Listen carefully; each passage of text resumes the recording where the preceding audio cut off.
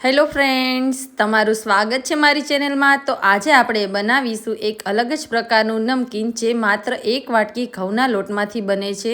તો અહીંયા મેં એક વાટકી ઘઉંનો ઝીણો લોટ લઈ લીધો છે, જે સામાન્ય રીતે આપણે રોટલી બનાવવા માટે જે યુઝ કરીએ છીએ એ જ। હવે એમાં 3 ચમચી ભરી અને મેં તેલનું મોણ આપી દીધું છે અને સ્વાદ પ્રમાણે મીઠું, તો અડધી ચમચી જેટલું મીઠું મેં અહીંયા એડ કર્યું છે। હવે એમાં અડધી ચમચી જેટલા અજમાને મસળીને એમાં એડ કરી દઈશું। એનાથી ખૂબ જ સરસ આ નાસ્તાનો ટેસ્ટ આવશે।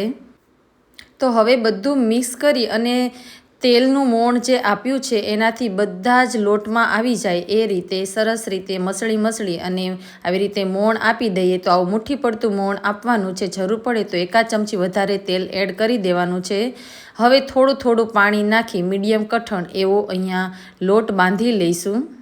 જો તમારે ઘઉંના લોટમાંથી ન બનાવવો હોય આ નાસ્તો, તો તમે મેંદામાંથી પણ બનાવી શકો છો, એનાથી ખૂબ જ સરસ ટેસ્ટ આવશે।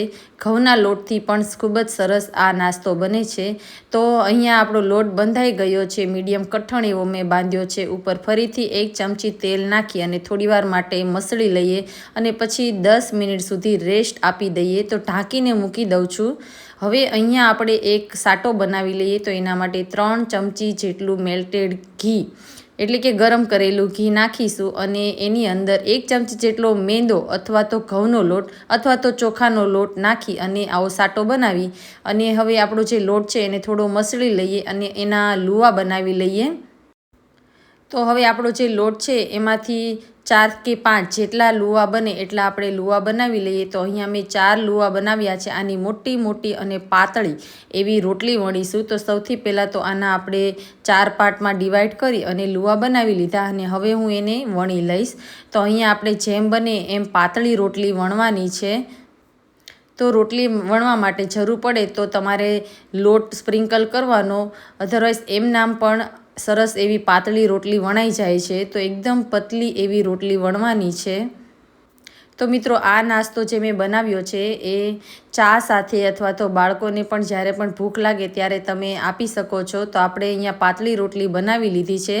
હવે એની ઉપર જે આપણે સાટો બનાવ્યો 1 ચમચી જેટલો લગાડી અને પછી એને સ્પ્રેડ કરી દેવાનો અને હવે એના ઉપર બીજી રોટલી વણીને મૂકી દેવાની। એના ઉપર પણ ફરી સાટો લગાડી દઈશું અને એને પણ આવી રીતે સ્પ્રેડ કરી દઈશું અને એના ઉપર ફરી આપણે રોટલી મૂકવાની છે। તો એના ઉપર પણ આપણે રોટલી મૂકી અને થોડું દબાવતા જવાનું, જેથી કરી અને પછી જ્યારે આપણે તળતા હોય ત્યારે છૂટું ના પડી જાય। અને પછી આવી રીતે એના ઉપર પણ સાટો લગાડી દઈએ અને એના ઉપર પાછી આપણે જે ચોથી રોટલી છે એને પણ આપણે મૂકી દઈશું અને આવી રીતે દબાવી દઈશું।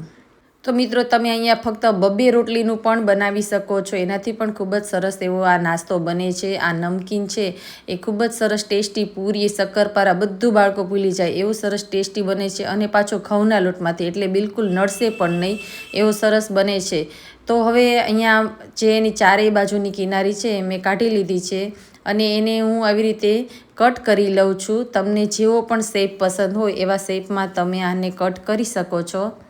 તો અહીંયા મેં શક્કરપારાના શેપમાં આને કટ કર્યા છે આ નાસ્તાને। તમને જેવો પણ પસંદ હોય એવા શેપમાં તમે પૂરીના શેપમાં અથવા તો કાજુના શેપમાં પણ તમે એને કટ કરી શકો છો। હું અહીંયા શક્કરપારા જેવું કટિંગ કરી રહી છું। તો જે એના પડ છે છૂટા ના પડી જાય એ જોતા અને ધીમે આપણે એમાં કટિંગ કરી લેવાનું છે। તો મિત્રો, બાળકોને બહારના નાસ્તા ખૂબ જ ભાવતા હોય છે, પણ ક્યારેક આપણે આવું કંઈક નવી વેરાયટીમાં જો બનાવી દઈશું ને તો બાળકોને પણ ઘરના નાસ્તો અલગ ખાવાની ટેવ પડી જશે। તો આવી રીતે અલગ ક્યારેક નાસ્તો બનાવીશું એટલે બાળકોને પણ મજા આવશે અને લંચ બોક્સમાં અથવા તો બાળકોને જ્યારે ભૂખ લાગી હોય ને ત્યારે આપીશું ને તો બાળકોને પણ મજા આવશે। હવે અહીંયા મીડિયમ ગરમ તેલ છે એમાં હું એક આવો જે નમક પારો છે એને નાખી અને હું જોઈ લઉં છું। તો આપણું તેલ છે ગરમ થઈ ગયું છે। તો હવે એની અંદર આપણે બધો જે આપણે નાસ્તા માટે, નમકીન માટે જે બનાવ્યા છે શક્કરપારા, જે આપણે ગળા શક્કરપારા હોય છે પણ આ નમકીન શક્કરપારા છે, એને આપણે એમાં એડ કરી દઈશું। એક પછી એક આપણે જેટલા સમાય એટલા નમકપારા છે એને એડ કરી દેવાના છે અને મીડિયમ ટુ લો ફ્લેમ ઉપર જ તળી લેવાના છે। આ નાસ્તો છે એ ચા સાથે ખૂબ જ ટેસ્ટી લાગે છે। મહેમાનો આવ્યા હોય ત્યારે પણ તમે આ નાસ્તો છે એ સર્વ કરી શકો છો। ચા સાથે ખૂબ જ બધાને ભાવે એવો આ નાસ્તો બને છે। તો હવે આપણે જેટલા સમય એટલા આમાં નાખી દીધા છે અને હવે આપણે મીડિયમ ટુ લો ફ્લેમ ઉપર જ આને તળી લઈએ. તો મિત્રો એકવાર તમે ઘરે આવી રીતે જરૂરથી બનાવી અને ટ્રાય કરજો. તો ગોલ્ડન કલરના થઈ જાય ત્યાં સુધી તળી અને પછી બહાર કાઢી લઈશું.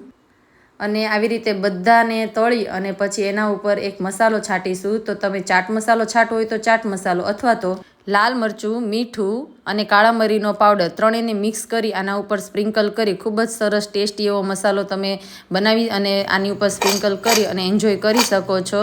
તો તમે જોઈ શકો છો કે કેટલા ક્રિસ્પી આ નમકપારા બન્યા છે. તો આને એરટાઇટ કન્ટેનરમાં તમે સ્ટોર કરી શકો છો અને મહિનાઓ સુધી ખાઈ શકો છો. બહાર ફરવા જાઓ ત્યારે પણ તમે આ બનાવીને લઈ જઈ શકો છો. તો મળીશું મારા નવા વિડીયો સાથે. ત્યાં સુધી આવજો.